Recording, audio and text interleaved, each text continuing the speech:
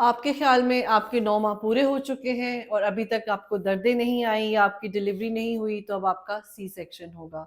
अगर आपका भी यही ख़्याल है तो ये बहुत गलत ख़्याल है और इसको मैं आपको एक्सप्लेन करूँगी अपनी इस वीडियो में। मैं हूँ डॉक्टर सादिया मुमताज़ और आप देख रहे हैं गायनी टॉक्स। बहुत ज़्यादा इम्पोर्टेंट है आपके लिए ये जानना क्या वाक़ई ही 9 माह ख़त्म हो चुके हैं और 9 माह ख़त्म होते हैं 40 हफ़्ते पे। आप बहुत से मुझे कई दफ़ा ये क्वेश्चंस भी आ रहे होते हैं कि डॉक्टर साहिबा ऐसा कैसे है कि 9 माह में तो 36 हफ़्ते होते हैं, तो आप कहते हैं कि प्रेगनेंसी 40 हफ़्ते की होती है, तो ये तो 10 माह बन जाते हैं। उनको फिर मैं इस चीज़ को एक्सप्लेन करती हूँ कि 9 माह में 36 हफ़्ते तब बनते हैं, जब अगर 1 माह में 28 दिन हों। तो 1 माह में तो कभी 30 दिन होते हैं, तो कभी 31 दिन बनते हैं। तो अगर आप ये सारी कैलकुलेशन करके लेकर आएँ, तो फिर ये 40 हफ़्ते ही बनते हैं। क्योंकि 1 हफ़्ता हम वो भी ऐड करते हैं जो कि आपके पीरियड्स का वीक होता है, उसको फिर हम आगे लेकर आ जाते हैं। सो इस तरह से ये 40 वीक्स कंप्लीट होते हैं। बहुत से पेशेंट 36वां हफ्ता शुरू होने पे ही परेशान होने लग जाते हैं कि 9वां महीना शुरू हो गया है, आज दर्दें आएंगी, कल आएंगी, इस हफ्ते आएंगी, अगले हफ्ते आएंगी और नहीं आई तो फिर हमारा ऑपरेशन होगा। तो ऐसा बिल्कुल भी नहीं है। कुछ फैक्ट्स आपके साथ शेयर कर देती हूँ कि बल्कि यहाँ तक कि अगर आपकी डेट पर भी आपकी डिलीवरी नहीं हो रही है, आज अगर आपकी ड्यू डेट थी और आप डिलीवर नहीं हुई, तो इसमें आपको बिल्कुल भी ना तो घबराना है और ना ही परेशान होना है। ऑल ओवर द वर्ल्ड सिर्फ 5% बच्चे ऐसे हैं कि जो अपनी डेट पे डिलीवर होते हैं, यानी कि जो डेट उनको डॉक्टर ने दी होती है, डिपेंडिंग अपॉन पीरियड्स डेट या स्कैन के हिसाब से जो डेट, सिर्फ 5% उस डेट पे पैदा होते हैं। 35% बच्चे हैं वो अपनी डेट से के बाद में, और 65% बच्चे जो है अपनी डेट से पहले पैदा हो जाते हैं। अगर आप अपनी डेट तक डिलीवर नहीं हुई, तो आप उन 35% में हैं जो अपनी डेट के बाद में डिलीवर होंगी। अब होता ये है कि अगर तो आपकी प्रेगनेंसी नॉर्मल चल रही है, आपको कोई मेडिकल डिसऑर्डर नहीं है, आपको कोई ब्लड प्रेशर, शुगर की तकलीफ नहीं है, आपके बच्चे की ग्रोथ ठीक चल रही है, आप में खून की कमी नहीं पाई जाती है, तो ऐसी कंडीशन में हम प्रेगनेंसी को लेटर ऑन लेकर चलते रहते हैं। आपका 9वें माह में जो कराया गया डॉपलर अल्ट्रासाउंड है, वो हमें ये बताता है कि आपका बच्चा किसी तरह से भी कॉम्प्रोमाइज्ड नहीं है। तो फिर हम आपकी प्रेगनेंसी को 40 हफ्ते तक लेकर जाते हैं। 40 हफ्ते भी अगर दर्दें नहीं आई तो 1 हफ्ता और भी लेकर जाया जा सकता है। यहाँ तक कि वेस्ट में तो 42 वीक्स तक भी वेट किया जाता है। हम 42 वीक्स तक इसलिए वेट नहीं करते कि ऑब्वियसली उनके पास थोड़ी सी जो मशीनरी है, थोड़ी टेक्निक्स, थोड़ी मेडिकल इक्विपमेंट्स थोड़ी एडवांस हैं। हम जो है 41 वीक्स तक मैक्सिमम लेकर जाते हैं, बल्कि अक्सर 40 वीक्स पर ही इंडक्शन कर दी जाती है, डिलीवर पेशेंट को कर दिया जाता है। लेकिन 40 वीक्स तक जाने के अगर आप डिलीवर नहीं हुई, तो उसका हरगिज ये मतलब नहीं है कि आगे आपका ऑपरेशन ही होगा। उसकी जो टेक्निक्स हैं, उसकी जो कुछ टिप्स मैं ऑलरेडी अपनी बहुत सारी वीडियोस में दे चुकी हूँ कि अगर आपका 9वां महीना शुरू हो चुका है और उसके 2 हफ्ते गुजर चुके हैं, आपको ब्रेक्सन हिक्स भी नहीं लग रहे, तो आपको क्या करना है। एक तो वॉक है जो कि अब मैं कहती हूँ कि बहुत शुरू से आपको करनी है। जैसे ही आपको पता चलता है कि आप प्रेग्नेंट है, आपको आधा घंटा सुबह और आधा घंटा शाम वॉक जरूर करनी है। और आहिस्ता आहिस्ता जैसे आपकी प्रेगनेंसी गुजर रही होती है, अगर कोई कॉम्प्लिकेशन आती है, अकॉर्डिंगली अगर आपकी बेड रेस्ट की सिचुएशन है, तो आप उसको जरूर फॉलो करें। लेकिन अगर सब कुछ हेल्दी चल रहा है, तो प्लीज आप वॉक जरूर करें। डेली के 10 से 12 ग्लास जो है वो पानी ज़रूर पिएँ, ताकि आपके टिश्यूज़ हाइड्रेट हों, आपकी बोन सॉफ्ट हों, आप बच्चे का पानी जो है वो कम ना हो, ताकि लेबर भी जो है लेबर के दौरान भी बच्चे को कोई प्रॉब्लम ना हो सके। जेनोवा में एक रिसर्च की गई जिसमें ये देखा गया कि वो खवातीन जो 9वें महीने में 2 खजूरें सुबह, दोपहर, शाम यानी कि दिन की 6 खजूरें खाती हैं, उनकी लेबर भी स्पॉन्टेनियसली शुरू हो जाती है, उनकी लेबर ड्यूरेशन भी कम होती है, उनकी डिलीवरी भी जल्दी हो जाती है।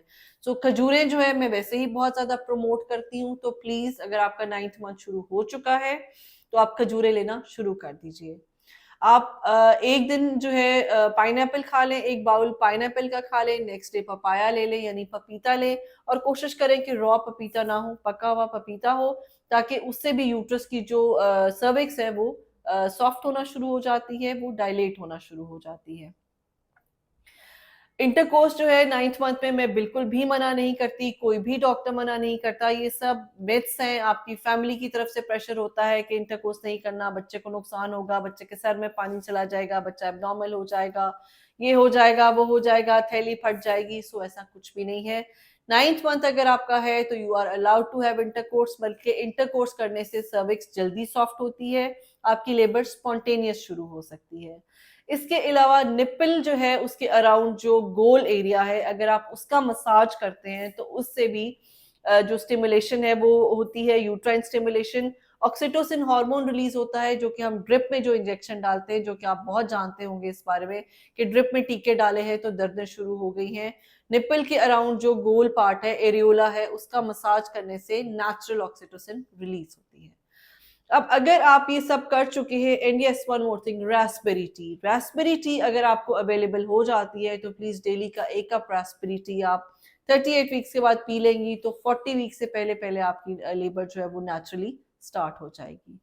अब सपोज ऐसी कंडीशन हुई कि आपकी डेट आ गई लेकिन आपको पेन स्टार्ट नहीं हुई, डेट से ऊपर भी 2-3 दिन गुजर गए लेकिन पेन स्टार्ट नहीं हुई, तो क्या करना चाहिए? सीधा लेटाकर ऑपरेशन कर देना चाहिए? नहीं, हमारे पास उसके मजीद कुछ मेथड्स मौजूद हैं। जैसे अगर आप अपनी डॉक्टर के पास जाते हैं तो जब हम आपका एग्जामिनेशन करते हैं तो हम फिंगर से सर्विक्स को स्टिमुलेट करते हैं, उससे भी नेचुरल प्रोस्टाग्लैंडिन्स रिलीज होते हैं, जिसके बाद आप खुद फील करेंगी कि आपको पेन होना शुरू होती है। इसको हम स्वीपनिंग कहते हैं। हम सर्विक्स को अच्छी तरह से मसाज कर देते हैं, फिंगर मसाज, उससे भी आपको पेन स्टार्ट हो सकती है। अगर थोड़ा बहुत सर्विक्स का मुंह ओपन होता है तो हम आपकी मेम्ब्रेन्स को भी रप्चर कर देते हैं। तो this is also a method of induction of labour.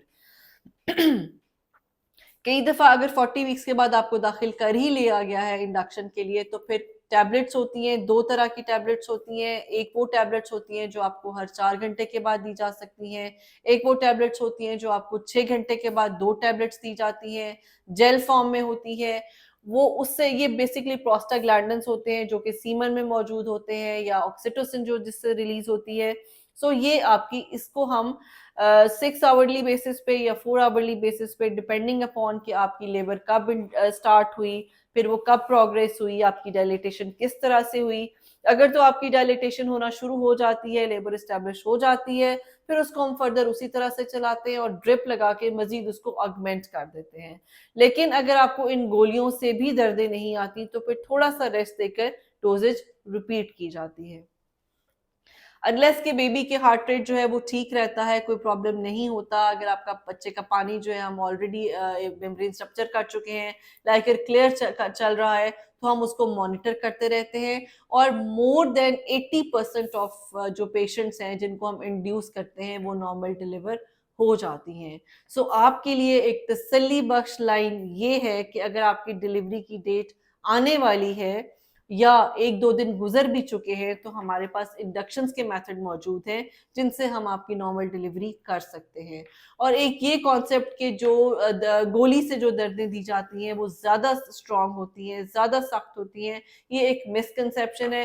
Because जब आप एक नॉर्मल नेचुरल लेबर लेती हुई आती हैं, खुद ही से जब पेन स्टार्ट होती है तो आपको साइकोलॉजिकल कोई प्रेशर नहीं होता, लेकिन जब गोली से दर्द आती है तो आपको लगता है कि क्योंकि दवाई रखी गई है तो मुझे दर्दें तेज हो रही हैं। दोनों की इंटेंसिटी सेम है क्योंकि हमें जो डायलिटेशन के लिए हमें जो चाहिए, जो स्ट्रेंथ चाहिए पेन की, वो बेसिकली दोनों के साथ सेम होती है। सो गोली से ना तो दर्दें बहुत ज्यादा आती हैं, आपको महसूस शायद साइकोलॉजिकली ज्यादा होती हैं, लेकिन वो इफेक्टिव इनफ होती हैं कि आपकी सर्विक्स को प्रॉपरली डायलेट कर सकें। Thank you so much.